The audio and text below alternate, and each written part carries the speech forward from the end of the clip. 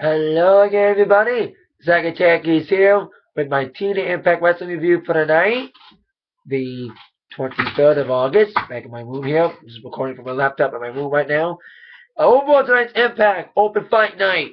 Okay tonight. We did end one stupid storyline, thank God. And TNA indeed declares war on 8'S and 8's tonight. TNA fired the first shot at the beginning of the night, which I'll get to, but it ended with 8'S and 8's firing the last and having the last one. So there you go. Okay night tonight. Decent wrestling, but missed a lot of it. Try my best to tell you what I saw and what I didn't see. So there you go. Kicking off with our first segment involving TNA and in the 8'S and 8's. Of course, last week TNA declared that starting at 8, 8'S and 8's would have to confront TNA tonight as TNA would start a war. We had Sting in the ring. I think we had Austin Aries in there, Jeff Hardy, Bully Ray, Mr. Anderson, even Robbie E, Robbie T, Kaz, Daniels, all these guys coming together for a common goal. They hate the same enemy. That's what Sting said. And Sting, of course, called out 8'S and 8's. Hogan wasn't there yet. You would see Hogan later on in the evening. But 8'S and 8's would be there because we saw them in the beginning clip, all of them arriving. But only two showed up in the ring for the beginning segment.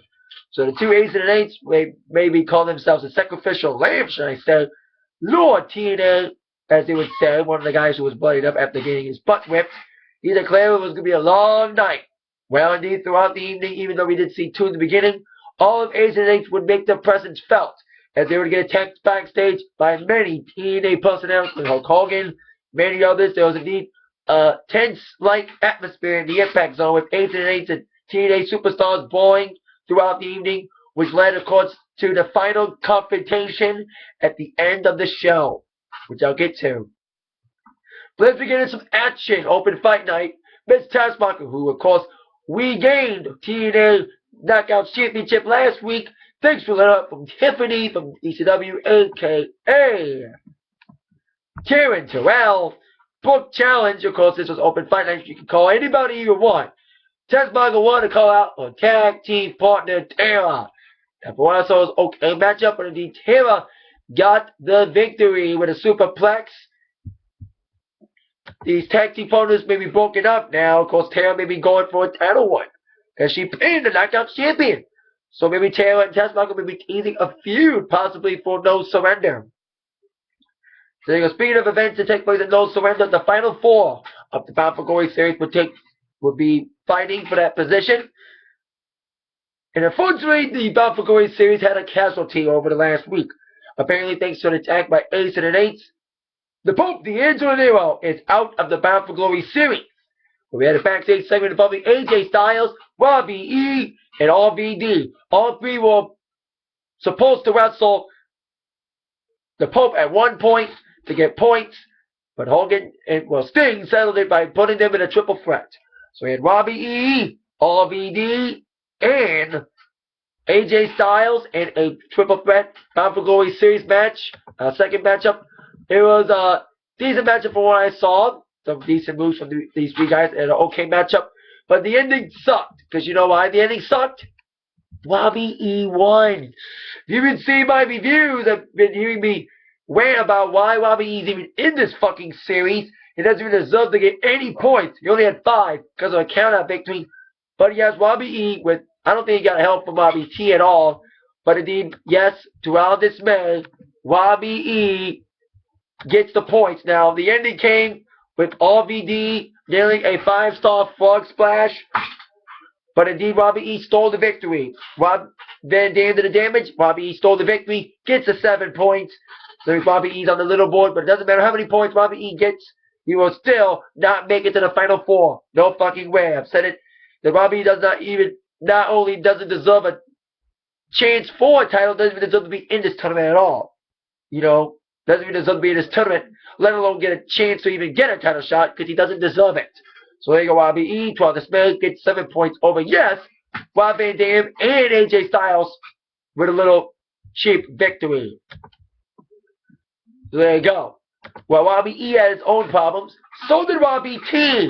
Robbie T's been interfering in a lot of matches. So that's why Jeff Hardy decided not to call out anybody for the Bound for Glory series per se, he decided to call out Rob Terry. Now, Jeff Hardy beat the crap out of Rob Terry in a quick matchup. Swanton bomb victory for Jeff Hardy, kind of a quick matchup. Trying to settle some differences with Robbie T because he was interfering a lot in lots of Jeff's matches, specifically against Robbie E. But indeed, Hardy gets the victory in a quick matchup against Rob Terry, getting himself some sentimental revenge. Now on to a segment that probably a lot of people have been waiting on for weeks. The end of the stupid AJ Styles, Claire Lynch, baby storyline. It ended tonight. Of course, we all know why it ended, because the identity of Claire Lynch was revealed. And because of that, last week we saw a match between AJ Styles and Daniels, with a lot of stakes on the line. AJ would have to take a paternity test if he would have won. If Daniels would have won, AJ would have to admit it. But AJ got the victory, so AJ had to take a paternity test.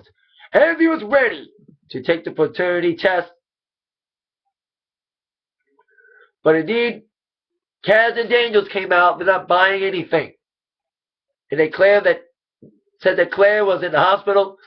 But indeed, all the bullshit was settled as a apparent lawyer for the Claire Lynch character came out to say that Claire Lynch was part of a blackmail scheme. This whole Claire Lynch thing was an attempt to blackmail and ruin AJ's career. She faked a pregnancy. She was in cahoots with Daniels and Kaz all the time, setting up this blackmail for AJ. After that revelation was made, of course, it gave AJ open season on Kaz and Daniels.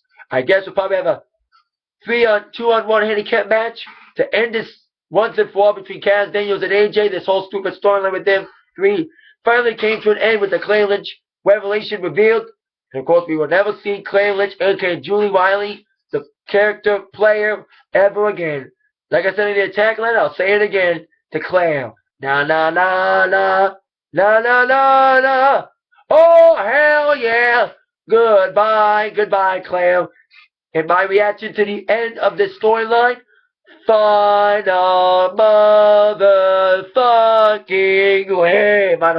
Finally, this whole Claire Lynch storyline is finally over. Stupid AJ can focus on him again instead of this stupid bullshit. That's what it was. Manipulation, conspiracy, blackmail, bullshit with this whole Claire Lynch story. So there you go. With that out of the way, on with our next match, which was our gut check match, which was Chris Louis taking on Gunner. I've said this numerous times, but the gut check people know they're gonna get squashed. Even though they're gonna get squashed, they have to show something. Well, this Chris Louis guy up against Gunner did not show anybody anything. He did nothing. Gunner just destroyed him. Gunner was on the offensive the entire time. Chris tried his best to do some offense, even try to do a high-risk maneuver, but he took too much time, missed, and of course that's when Gunner capitalized and gets the victory.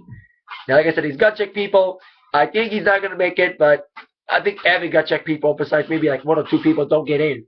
Now, see what happens with this Chris Louis guy. But for what I saw tonight, he didn't show any potential to me. He showed a little bit of offense, but not enough for me to prove that he deserves to be in TNA, so I say no to Chris Louis. I always say no to every gut check people, but even if I say no, TNA will say yes. So it doesn't matter about the stupid gut check thing, so there you go. Chris Louis loses, even though I think he doesn't deserve to be in it, he probably will. And before I get to the main event, once again, we only like 3 or 4 matches tonight from TNA again. Not a lot of action tonight, TNA, a lot more talk tonight. Said it last night, I'll say it again, please, more matches in 2 hours. Like 4 or 5 matches in 2 hours. We need like 6 in 2 hours, but there you go. But that's just me. So on to our main event, which was Bully Ray against Mr. Anderson in a Battle for Glory series match. It was an okay matchup. Bully Ray was mostly in control. Anderson did his best. It was kind of exciting. There was some okay moments in this matchup. Anderson got the victory.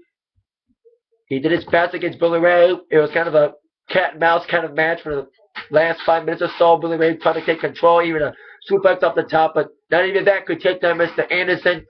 But Anderson gets the victory with a mic check, getting himself 7 points in the Battle for Glory series. So as of right now, we got James Storm still in the lead with 66, Samoa Joe with 61, Jeff Hardy with 55, Bully Ray with 48, TNA hasn't been updating the standings lately. You know, they haven't updated the standings on their website. So TNA start updating your site with points updates, please. We don't get them. So they go, Anderson wins, gets himself points, and he's not in the top 4 though, because they said the final 4 guys will be the ones that qualify for the finals at No Surrender, which is in 2 weeks now. Anderson said this was his last match, so I don't think he got enough points to make it to the Bound Away Final 4. So there you go, Anderson wins. Now on to our last segment. I mentioned, of course, we begin with TNA having a little brawl with 2 members of 8'S and 8, starting the war that would unfold throughout the evening with various attacks on 8'S and 8's members by TNA members, including Hulk Hogan, throughout the evening. Well, TNA fired the first shot. It was 8'S and 8 who had the last word. Sting and all the roster came back out after the main event, calling out 8'S and 8 once again. But instead of 2 8'S and 8, we had a lot of them. That started a big brawl, that not just in the ring, but it was all over. We had 8 guys in the ring attacking 8'S and 8 in the ring. They had Hogan and AJ, James Storm in the back. They even took it outside in the parking lot. It was indeed a big brawl with a lot of members. There was like 20 guys from 8'S and 8, it felt like. You know, a lot of members of 8'S and 8. More than we ever thought there was of 8'S and 8. So 8'S and 8 were brought out of the ringside area. Most of them were in the back. So last standing was RVD, Hardy, and Austin Aries. Well, after most of the members of 8'S and 8 left to attack more in the back, some members came back to the ring and attacked RVD, Aries, and RVD. So RVD and Hardy were taken outside, and that left Austin Aries all alone with 8'S and 8. Like I mentioned, TNA fired the first shot tonight, but 8'S and 8 had the last word by attacking Austin Aries, slamming a steel chair onto a steel barricade to his hand. They put his hands on a steel barricade, waved it with a steel chair, apparently breaking Austin Aries' hand. That's how we end Impact, with 8'S and 8 attacking Austin Aries, then being chased out of the ring by the entire TNA roster, who came back from backstage to try to help Aries, but the damage had been done. Aries' hand apparently squashed by 8'S and 8. This war is not over yet between 8'S and 8 and TNA. The war has indeed just begun between TNA and 8'S and 8. So there you go, 8'S and 8 firing a shot. Of course, this will probably unfold next week into No Surrender. Probably this whole story will probably at least last until Bound for Glory. So there you go. Okay, Impact now after tonight for open fight night, but indeed, it's TNA. What can you do? It's okay night. At least, like I said, the best thing about this Impact is this AJ Claire Lynch bullshit going the fuck away and never coming back. With that in mind, you've been attacked by the review from Zach. Thank you very much for watching this TNA Wrestling Review. See you all later. Yeah.